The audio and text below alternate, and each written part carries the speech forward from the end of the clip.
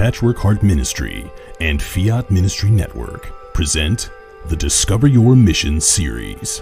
When I was young, in the 1950s, I attended Catholic grammar school and I memorized the Baltimore Catechism. In fact, I think I got an A on all of my tests.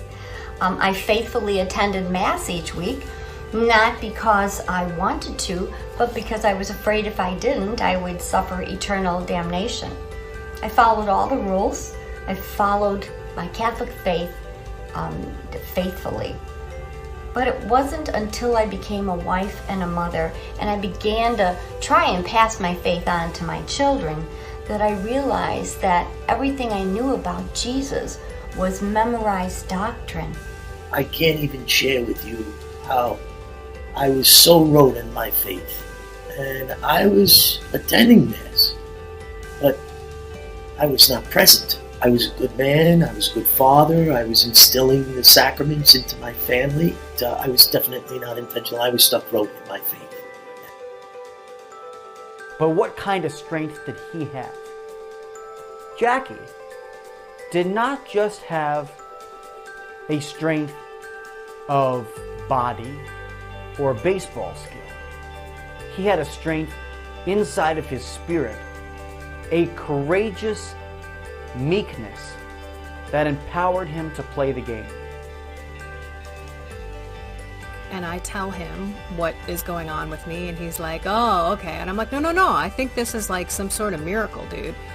And he's like, okay, of course, but I'll believe it when I see it. Honey, you've been trying to quit, and you've been saying this and saying that, and I'm his big line to me is, you shouldn't say things, because I never follow through on them. And so this was week after week, month after month. He is looking at me like, this is a miracle. There is no way that you, on your own, could have done this. In 1 Corinthians chapter 10, verses 16 through 21, St. Paul compares the sacrifice of the Christians to the sacrifice of Israel and then to the sacrifice of the pagans. Paul calls the chalice the blood of Christ, and the bread as participation in the body of Christ, and then warns his listeners that you cannot partake of the table of the Lord and the table of demons at the same time.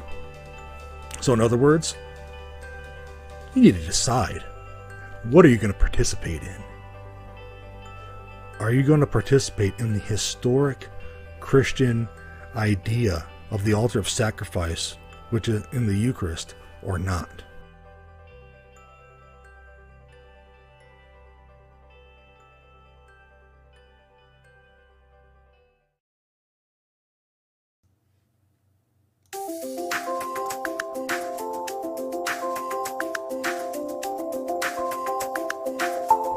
Welcome to the Sowing Hope podcast. This is a show all about implanting hope in our hearts. I'm Bill Snyder, joined by my friend Ann DeSantis. We're glad you're here for our uplifting conversation about faith and how it sustains our hearts through all the seasons of life. Thanks for walking with us.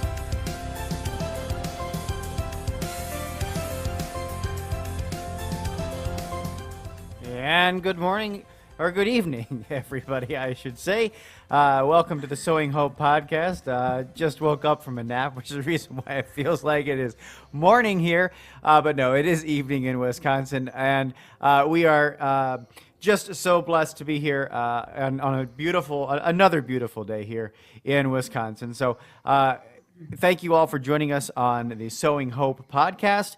And Ann, how are you today? Oh, I'm great. You put a big smile on my face when you said good morning. I just almost laughed out loud because it's like 6 o'clock here Yes. in the evening in Philadelphia. So Yeah. Hi, Bill.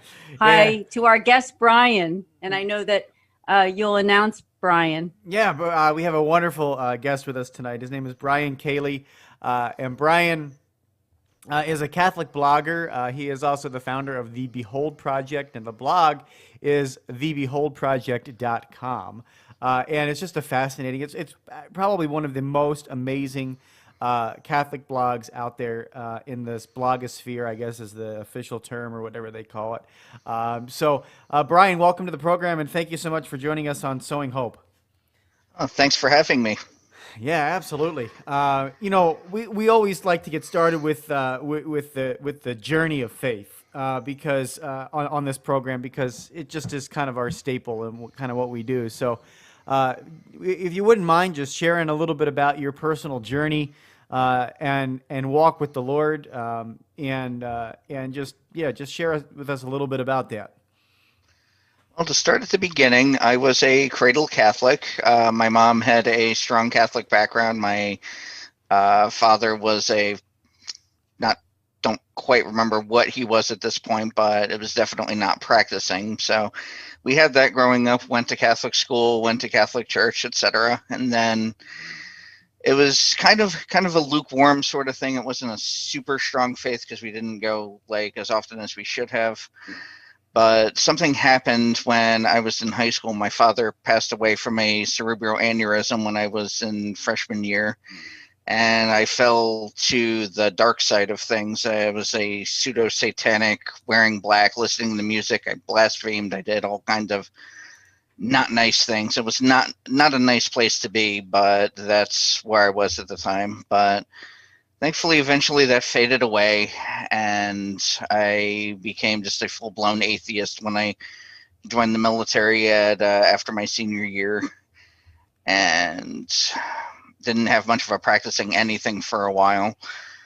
And then I got deployed to Iraq in 2004 by no small coincidence.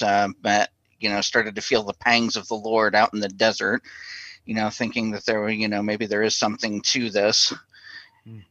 Just talking to different people of different faiths and talking to chaplains of the faith and saying, maybe there is something to this and I'm just not seeing it. So that really started my journey of faith back, so to speak. Then a couple of years after that, I received a letter from a non-denominational church with my dead father's name on it, strangely enough. And I took that as a sign from something somewhere that this was where I wanted to be, and I had to be. So I did that for a couple of years. I was a non-denominational Catholic, started to coming back towards the faith slowly but surely. Then a few years after that, I met my lovely wife, Ruth, who is a Lutheran. Strong practicing faith there, so I joined her particular faith, coming ever so closer back to the traditional church. And then a few years into that, things just started to get really bad again, and I had a suicide attempt. And that was, I'd hit rock bottom of things, and I cried, and it was at that point I cried out to the Lord, hey, something has to give here because I'm on the path of destruction again, and things needed to change somewhere. So a few months after that, there is a holy shrine about an hour south of me called the Grotto of Lourdes. It's a replica of the Grotto of Lourdes in France. So in the dead of winter, I drove down there, trudged up there in the ice and snow, and threw myself before this large stone cross they have at the top of the hill. And I said, okay, Lord, here I am. Make of me what you will, but I don't want to do this anymore. And I swear to both of you, as sure as I am sitting here with this microphone on, something left me that day, and I have not tried to commit suicide since. And Wow. A few months after that, I came in contact with a Facebook group called Catholics with Depression. And I fell in love with my Catholic faith all over again. Just the amount of love and support, and the fact that I could tell them everything that's happened. And no, you're not crazy. This is part of your journey. And I jumped 2 feet first back into the Catholic faith, found a lovely church, read all the books I could. I have a rosary. I've adopted a patron in Shade Sarabel Malikoff. And I started writing the Behold Project as a sort of a thank you to God, saying, this is me giving back, because I understand that, yes, my mental illness is here. It's part of my definition, but it doesn't define me. And I can show my fellow Catholics that it doesn't have to be this way, that there is joy to be found, and that God and Mother Mary especially love and accept you. And that's me in a nutshell. It's a great, amazing story, isn't it, Ann? It's just incredible. Oh my gosh, it is. And you and I, Brian, have been social media friends for a while, and so it's a blessing to connect with you here and have you on the podcast. And it means so much to me, Bill and Brian, when we can host guests that that really experience Christ in a special way, where they're picked up out of their misery and shown the love of God. Because all of us, I think, I could be wrong, but I do think all of us have been there at some point, maybe not to an extreme, but all of us have been to a point where we don't feel God's presence in our lives, and we question, why are all these terrible things happening, and why do I feel the way I feel?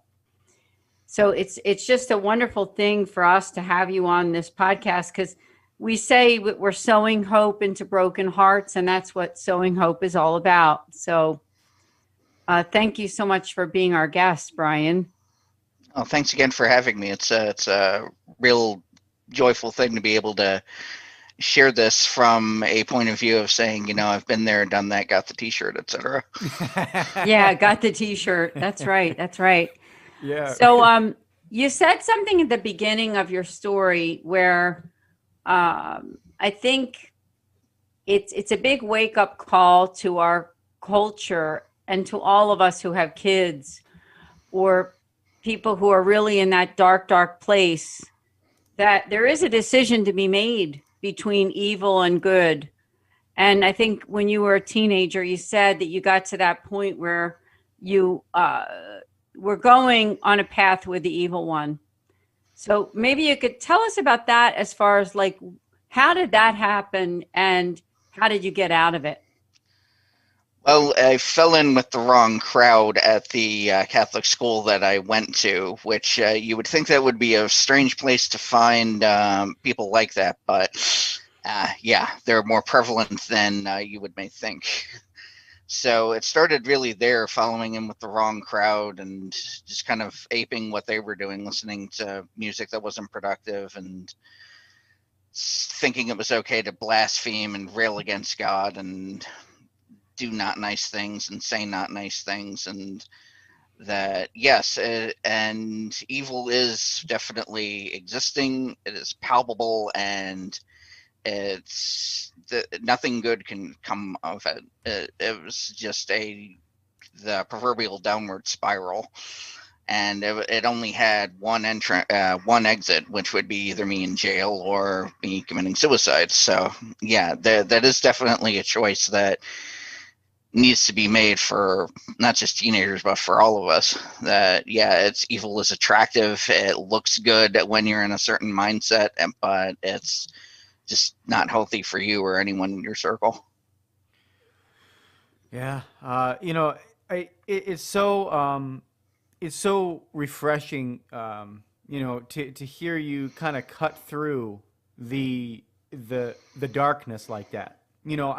I think in a lot of circles, when we start talking about evil, sometimes we make a whole lot of gray lines. We like to paint in gray and all different colors, and on some level there is a black and a white, and we can fall into the trap of beginning with something small, like you mentioned, like listening to the wrong music, hanging out with the wrong people, and those little things end up having an impact that lasts throughout somebody's life and even along their journey. If we give evil an inch, it takes a yard, right? I mean, that's just how Satan works. And so it's so refreshing to hear you be able to, on the recovery end of things, be able to say, all right, look, you know what? There's going to be a point, and there can be a point in your story where it finally went from dark gray to black. That there's no more white in there. There's no more purity in it. And I think that that's a very refreshing part of your story, and a very or at least or a refreshing part of your message, I should say, for us today. And I think the other thing that is so prevalent in your story, Brian, is the fact that you talk about mental health, and your entire blog is the Behold Project is a Catholic mental health ministry. That's what it is, and maybe if you can talk a little bit about how your journey has helped you realize that you're fully Catholic, and even though you've had all these twists and turns, in your story, it's okay to have mental health issues and still be a practicing Catholic. Like, that's okay, right? Well, it's definitely the case. I've read several books by several different people that say, it's not only is it okay, but it's something good can come of whatever mental health issue you have going on. You have, I wouldn't say a responsibility, but you have the ability to try to make something better and try to make it for other people to say, it's okay to be depressed. It's okay not to be okay. God still loves you anyway. And I personally believe the Blessed Mother in the guise of the Lady of Sorrows is very, very close to the brokenhearted, the ones that feel disenfranchised, and the ones that feel like mental health is holding them back from the church, because as our mother, she wants us to feel close to her and close to her son, and point the way to her son and say, this is really how it is. Don't listen to the evil one. Don't listen to the world. This is how it is. And through my blog, I try to hit that message home, because there's still so many people that feel lost and disenfranchised, and they feel like the church doesn't care about them, and nothing could be further from the truth. Yeah, you said it perfectly. Thank you. It is an issue that's very close to my heart. And I'll admit that within my family, and even for myself, I mean, I've dealt with these kinds of issues of, feeling the pain of the evil of the world, feeling the pain of certain kinds of personalities in the world that make you feel apart from God. We have power, pleasure, and I forget what the other P, right? Power, pleasure, and is it prestige? I don't know. Those three elements of life that people kind of, popularity, that's what it is. Power, pleasure, and popularity that people try to strive after. And if you're a person who you've struggled with those kinds of things, where you're with people who there is that competition element, and you feel like you're never going to really win with these people. You're never going to win in the world, because God's rules are much different than the rules of the Lord, right? And the rules of heaven. And until we really turn around and realize that this is not the right way to care what certain individuals think about us, or trying to compete in some way to be popular or prestigious or have some kind of pleasure in our lives, it's not the way to heaven. Yeah. No, definitely not. I actually had this discussion with someone the other day on Facebook, because they had someone with my type of issues, someone that was quote unquote full of God, that was telling them, oh, well, you're just not praying hard enough. You need to pray to the Holy Spirit and everything will be fine. And I told them, it's not quite that simple. I think if it was a matter of faith, we would all be a lot better off, because a lot of us have come in faith to Christ and said, take this away from me, but for whatever reason that doesn't happen. And you have to figure, if that doesn't happen, that happens for a reason. I mean, even St. Paul had his thingy of the flesh that Jesus wouldn't take away. So if you figure something like that happens, it's for a reason. And that reason being, you have to relay whatever message God is relaying to you and say, it's okay to be like this. You're not heading for condemnation. You're not heading for whatever. It's not a lack of faith. Yeah. If anything, it's there to strengthen your faith. No, you said it perfectly. And I'm just amazed at your faith. And I think we need more people like you who have been there into a very, very, very dark place. I wondered if you could talk more, because we do probably have some people listening who might have kids, or maybe they themselves are in a dark place and they're tempted to go down more of that evil path where they say, heck with God, heck with faith. I'm going to do what I want. I'm going to follow more of a sinful life. And I'm even going to worship the devil instead of worship God, because I'm sick and tired of what I see out there. You know what I'm saying?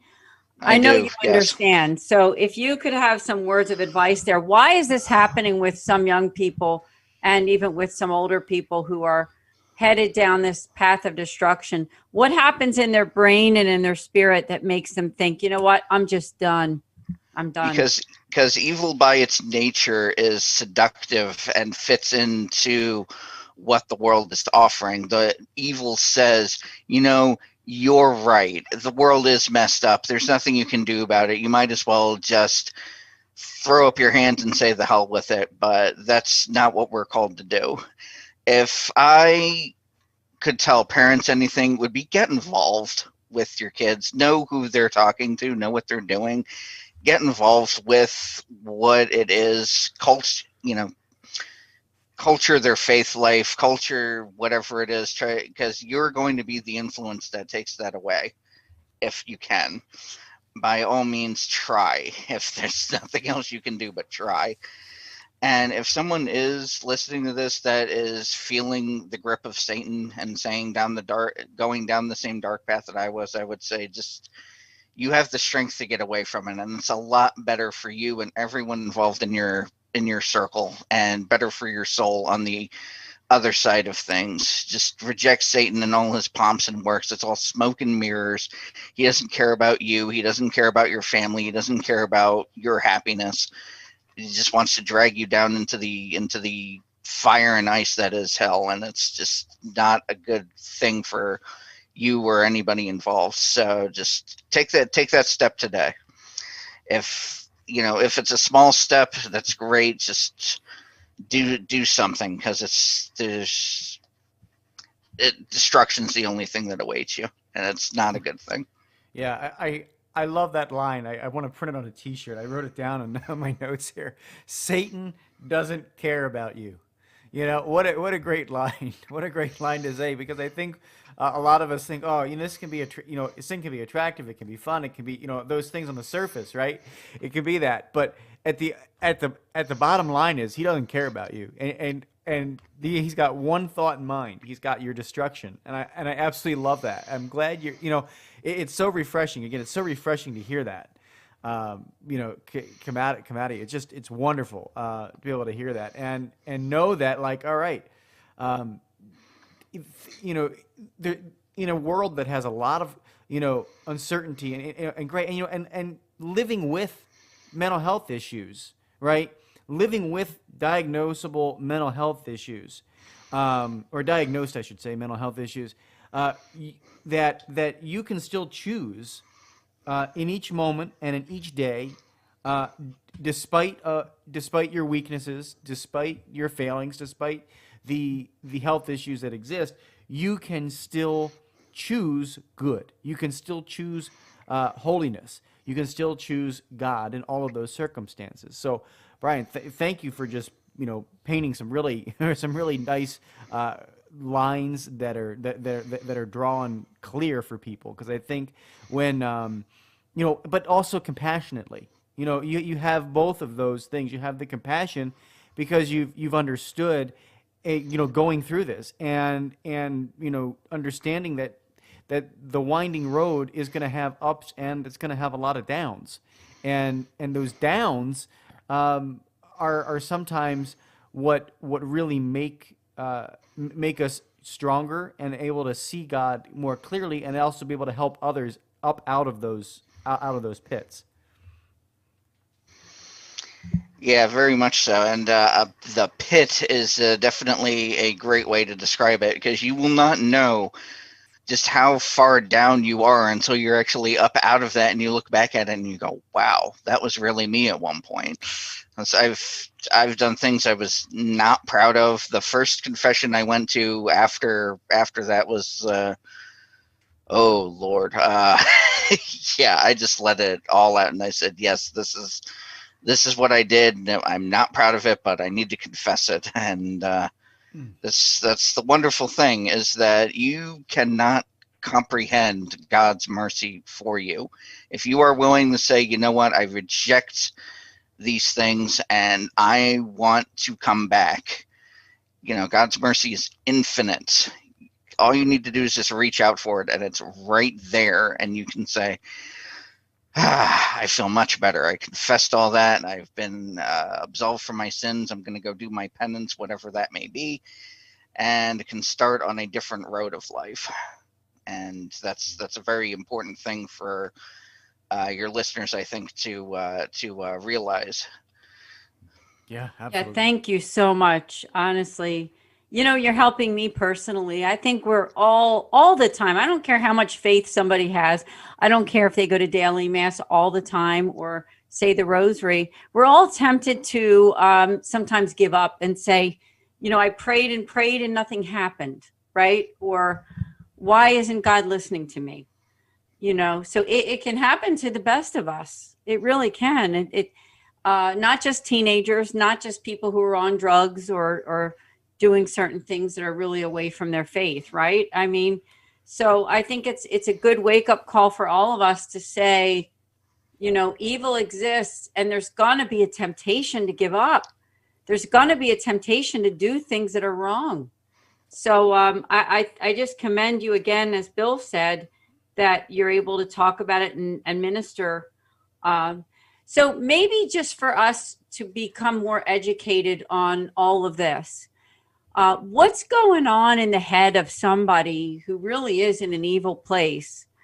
What is going on in their head where they're completely turning away from everything that they know is good and just saying, I don't care. I'm going this way. I don't want to pray. I don't want to go to church, and I don't really care about God or my faith anymore. Well, in addition to not caring about you, Satan is also a bully. If you have those thoughts that, oh, I don't want to pray anymore, I don't want to, he's going to seize on that and be like, yeah, you're right, you don't want to. And he's going to kick you while you're down. He's going to say, yeah, your prayers are for naught. God doesn't care about you. He's just going to keep lying and heaping lies upon lies until they become your personal truth. Because as the old saying goes, you tell a lie long enough, people start to believe it, right? That's kind of what happens in the spiritual sense. You start believing that these lies, these untruths, and these half-truths are your reality, and they become your reality.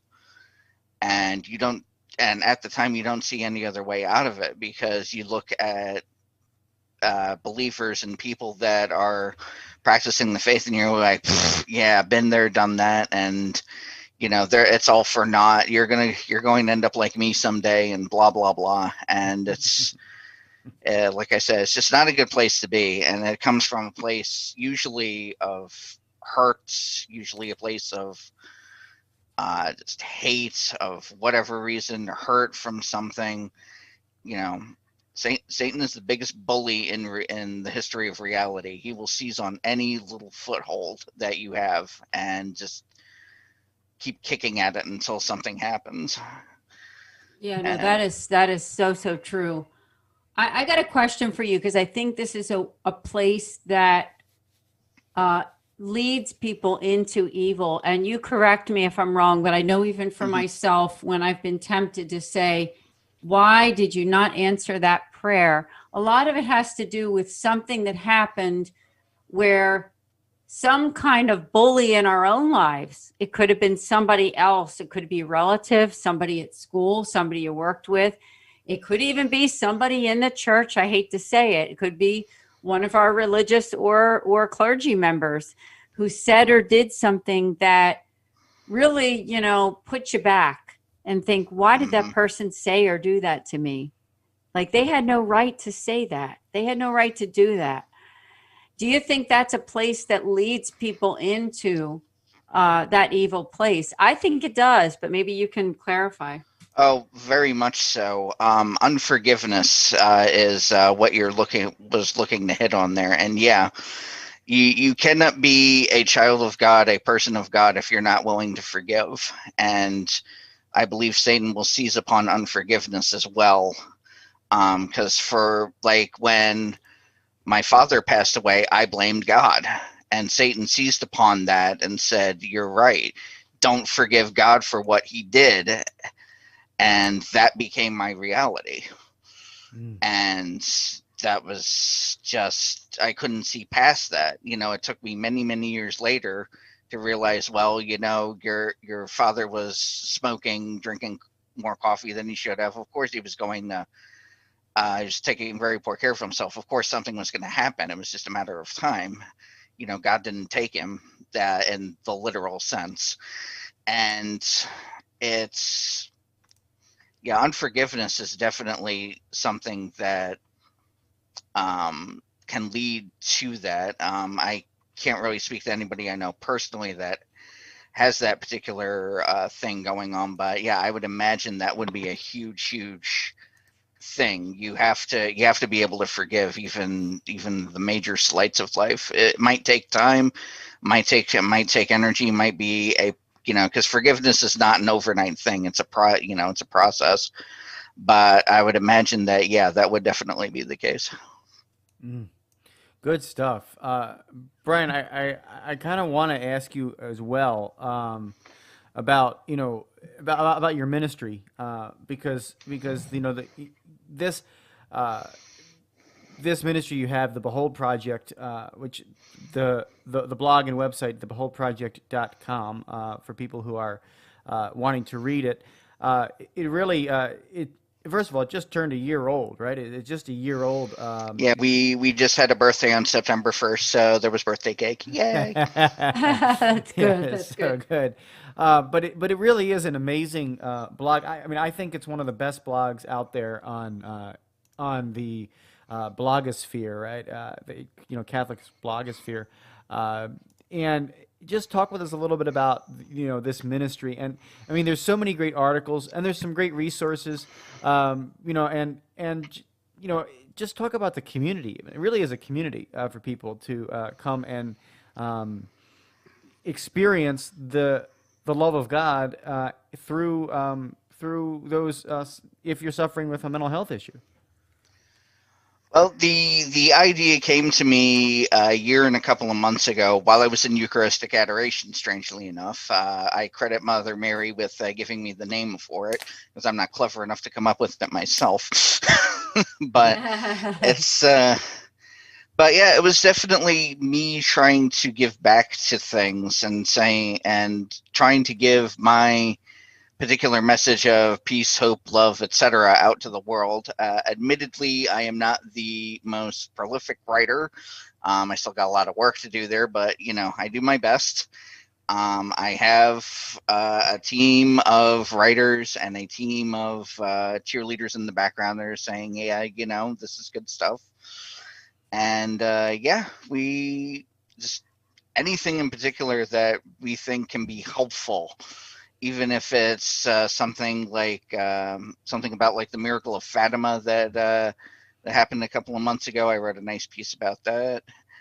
Or I wrote a piece about my patron, Saint Charbel, that was posted on one of my friends' pages.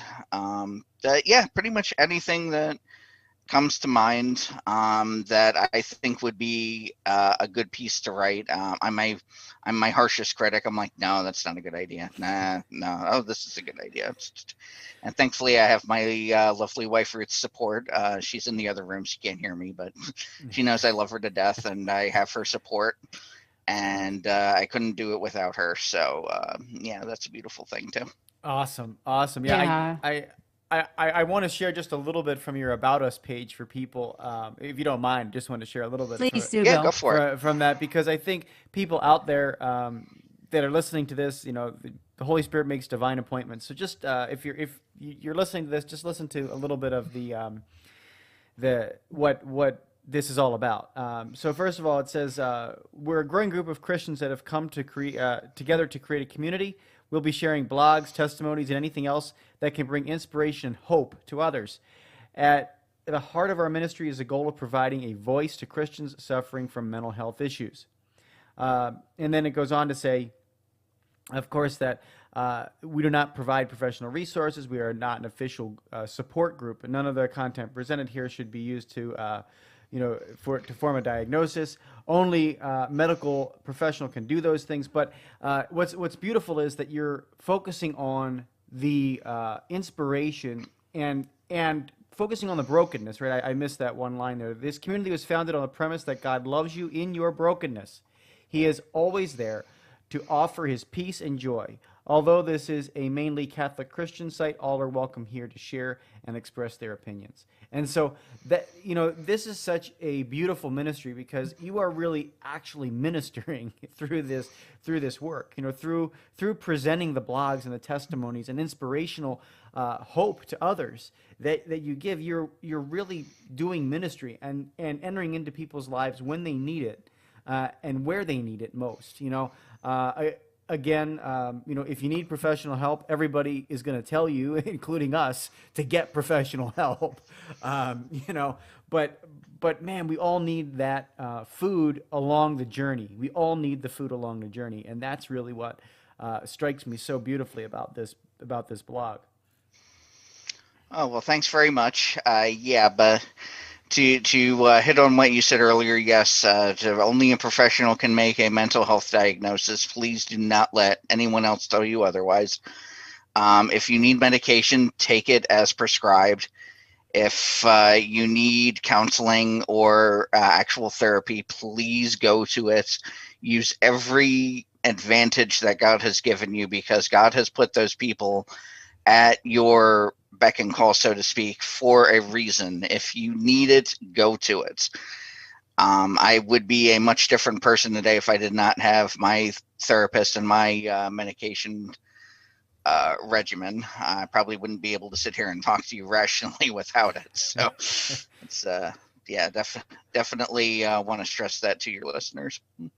Thank you so much. You are really amazing. And it's all about getting out of the darkness and going toward the light, which is Christ, which is our faith.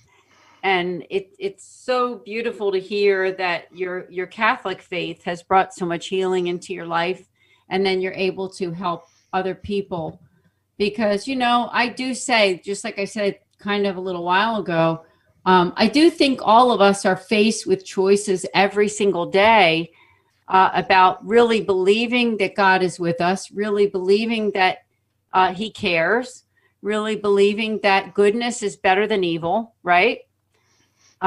So I think that's really what you're all about and what your blog is all about. So I wondered if somebody's listening who is kind of going through some dark times. We're coming out of this pandemic, I hope soon. I don't know, right? And I know you don't know either. And maybe that's led people into kind of a not a great place. Do you have any words of advice to them who may be people of faith and thinking, you know what, I pray all the time, I try real hard, but you know what, God's not doing anything? Would you have any words of advice to them? Well, I can tell them that God is indeed moving in their lives, and God does answer prayer, even if it's not necessarily the answer that you're looking for at the time. And God moves in his own time and his own place, and your prayers will be answered in one way or another. If you're in a dark place because of the pandemic, yeah, that's it's very much understandable. Reach out to somebody if you need to. We're all in this together. A lot of us are in a dark place because of the pandemic, but if there are plenty of opportunities, plenty of resources at your disposal. If you really need to talk to somebody, go. Even if it's something simple as getting together with some friends offline, just being like, man, anything is better than just worrying and letting that feed off of each other and just going into that dark place. Just as the New Testament says, don't even give the devil a foothold. Not even just that little bitty bit. Just do something. Yeah. Yeah. And, you hear something like, I know we've all heard this, that whole power of positive thinking.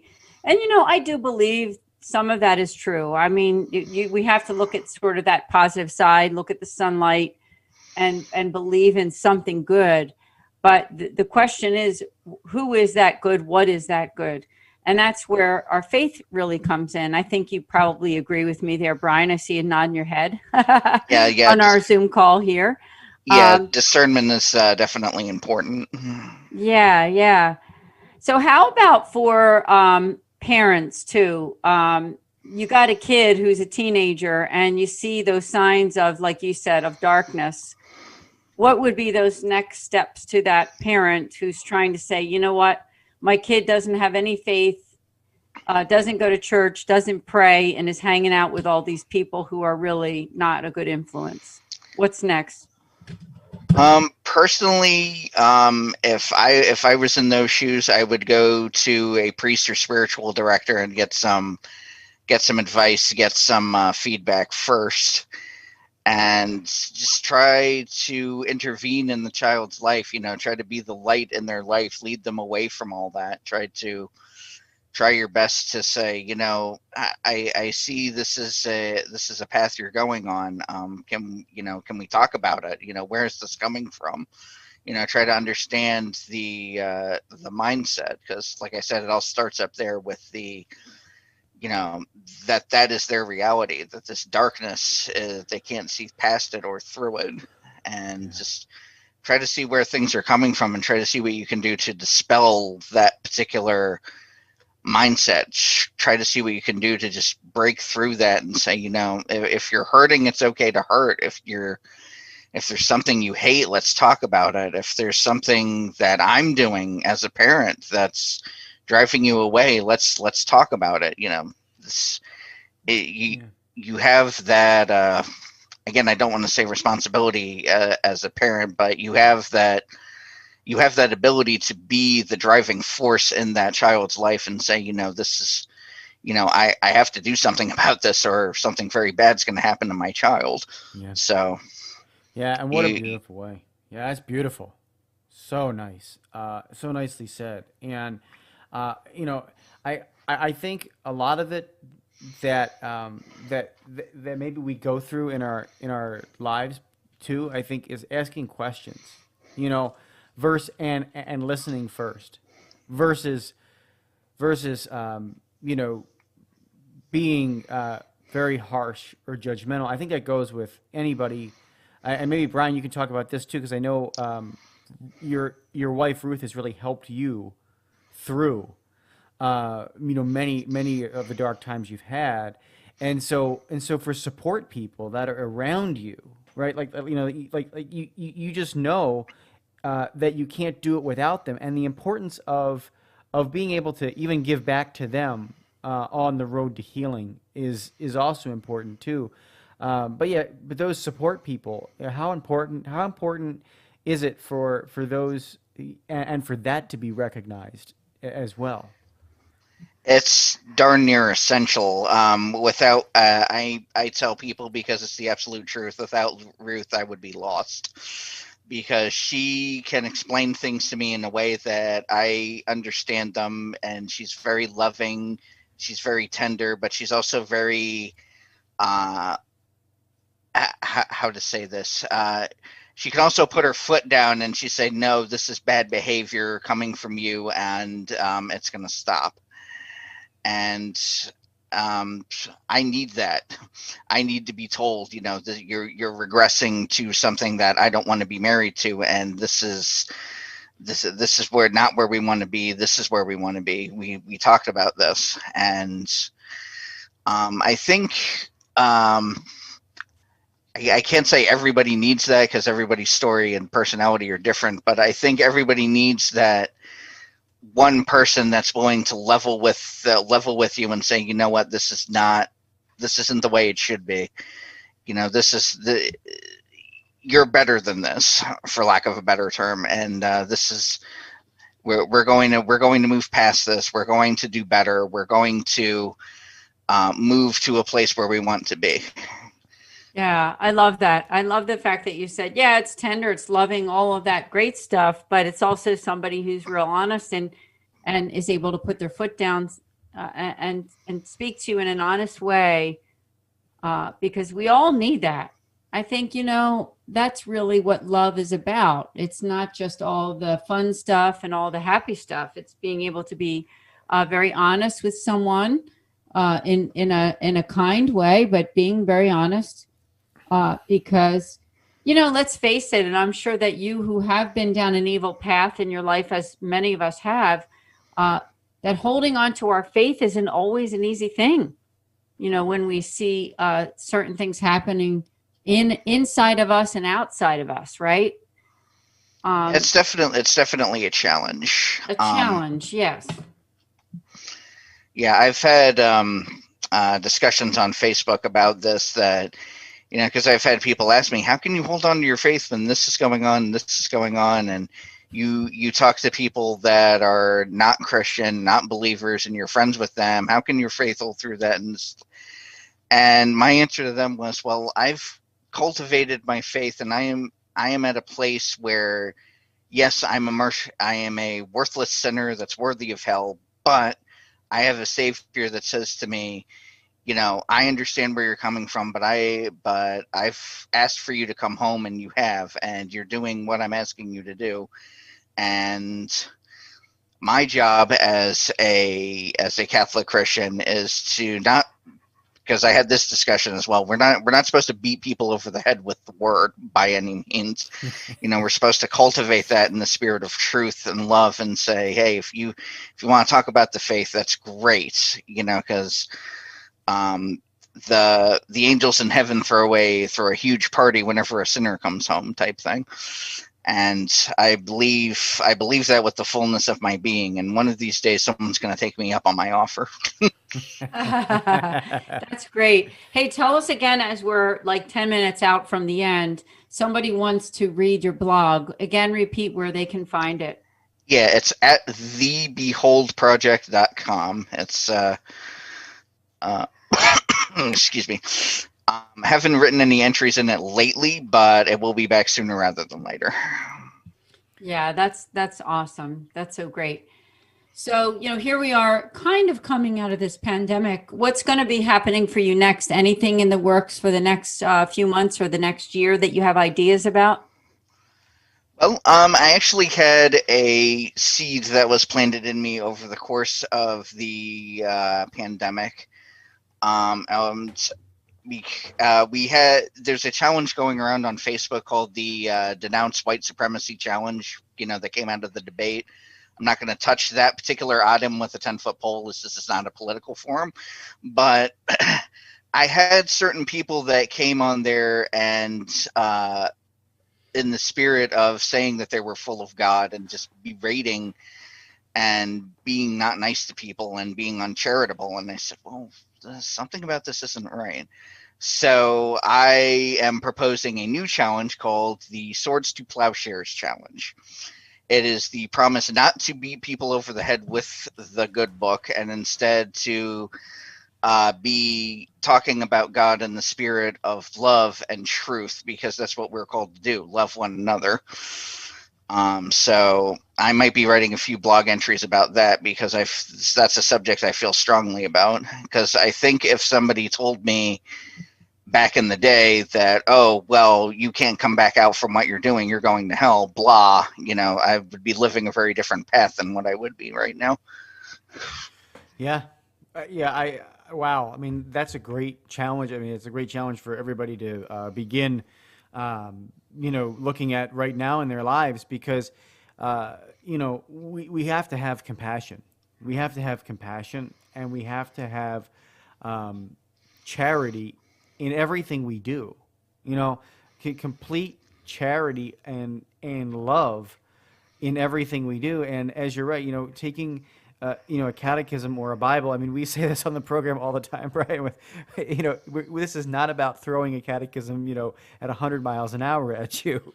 This is not what we're doing. And I'm glad to see that you recognize that as well, because yes, we believe, in the beauty and truth of everything that the Catholic Church teaches. But we also recognize that there is a time, there is a place, there is a way to reveal that truth that is unique to almost every situation. And it is not tearing down people. It is building up people. And so I commend you. I'll take you up on your challenge whenever you issue it. I think it's a great challenge. I remember that ice bucket challenge. As long as it doesn't have to do anything with ice buckets, I'll be happy to. Oh, do you're it. good. All right, good. Yeah, that's incredible, Brian. Thank you so much. And there's so many people who are dealing with, as you address so often in your writing, mental health challenges, right? I mean, everybody's has some kind of a challenge, whether it be something that's been diagnosed, or maybe it's just that negative attitude that every day you wake up and think, what's good about it, or the temptation to do things that are just against really what we believe in, just to get away from the suffering that we go through sometimes. So I just commend you on what you're doing, because you're making a great outreach to people who are away from their faith and who are being challenged. On that note, do you have any words of advice to people who might be listening right now and thinking, you know what, I am being challenged right now. I don't feel close to God and I just don't know what to do next. What kind of words of advice might you have for them who are feeling that sense of despair? Well, all I can say is if you are being challenged in your faith, see it through the best you can. See what is holding you back from your faith and tackle it head on. If it's unforgiveness, do what you can to forgive that person. If it's hatred for a particular person or persons, try to see past that. If you're hurting inside, work to try to heal that hurt. God gave you every single opportunity and item at your disposal to try to move past what you're doing. Now, how can I put this? My therapist once told me, don't believe the old phrase, God doesn't give you more than you can handle. That's not true. God gives you more than what you can handle, so you reach out to him and reach out to other people and reach out to other resources and try to expand your horizons and try to expand you as a person. So go out, challenge yourself and go after what it is you're supposed to be going after, whatever that is. And promise you, whatever challenge God has given you, if he has given you a challenge, he's given you what you need to accomplish it, and you will be a better person for getting through it. I love that. That's the first time I've ever heard that refute of God won't give you more than you can handle. Because you're right. I think sometimes God gives us so much we think, oh my goodness, I can't handle all this.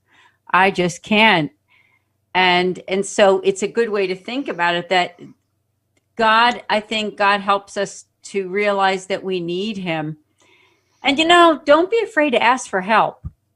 Sometimes I think all of us want to try to do all the things we need to do for our lives, like say for work or home or with the kids, do it all on our own. Sometimes we need somebody to help. And I don't think that any of us should be ashamed to ask for it when we need it. No, definitely not. That's usually the first step of any great change process, is to ask for help and ask for, hey, what could I be doing differently? What could I be doing better? Don't assume that everybody wants to help you, but they're just not. Most people, they're waiting for you to say, hey, I need the help. Please, I need something here. It's definitely the first step to a lot of great processes, I think. I think you're so right, because I think about even like at church and things like that, when people find out that this person or this family needs something, it's because somebody spoke up. It's not because they noticed that this family was in need. It's because somebody from the family or a neighbor or someone said, hey, this family down the street, or this family at our church, or this person is having a hard time with something. Yeah. So people need to know that. I think that's a great point. Thank you so much for saying that. Yeah, absolutely. It's excuse me. Yeah, a lot of great points made on all counts here. I'm very surprised that's the first time you've heard God doesn't give you more than you can handle be refuted. That's. But, yeah, no. I'm glad I could plant that seed in your brain, because that's I believe that to be a truth. God wants you to reach out and to grow as a person. Yeah. No, thank you so much. You're right. I guess I've been sheltered a little bit on that one. No, it's great. I think there's a lot of listeners out there that haven't heard that haven't heard that either. So it's a great truth to be spoken. But Brian, I want to thank you so much for your time, and we'll have to have you back on, because you just got so much wisdom. You're such a phenomenal person, and you have a wonderful ministry. Again, folks, please check out the beholdproject.com. But Brian, thank you so much for being here and sharing your story, and just sharing your ministry. It's a true joy and blessing. Oh, well, thanks very much. Always a pleasure talking to you, Bill, and very lovely to meet you, Ann. Oh, so same to you. And especially since, as I mentioned at the beginning, we've been social media friends for a while, and it's nice to finally be able to meet you and have this podcast. And Bill, I always thank you too. We have great podcasts every week. And just a reminder to our listeners that we're here every Tuesday, 9 a.m. and every Thursday at 6 p.m. on Sowing Hope. And you can also subscribe to this podcast and listen to some of our other podcasts at Patchwork Heart Ministry on YouTube. And it's also on Podbean. And Bill, I believe it's also on Apple Podcasts and some of the other podcasting outlets. Yep. Anywhere podcasts can be found, folks. There we are. All you need to do is search for Patchwork Heart Radio, and you will get our lineup of all of our podcasts on social media and whatnot. So please check it out. Also, don't hesitate to visit our website, patchworkheart.org, where you will be able to also get a copy of the Fearless Scriptural Rosary for these times that we're living in. But until next time, from all of us at Patchwork Heart Ministry, the St. Raymond Nonatus Foundation, and Fiat Ministry Network, I'm Bill Snyder. Keep beating to your Catholic heart and sowing hope into broken hearts. Thanks for listening to this episode of Sowing Hope on Patchwork Heart Radio. For more information about this podcast and our ministries, visit our websites, patchworkheart.org and andesantis.com. You can also follow and interact with us on Twitter at PWH Ministry or Ann DeSantis 2.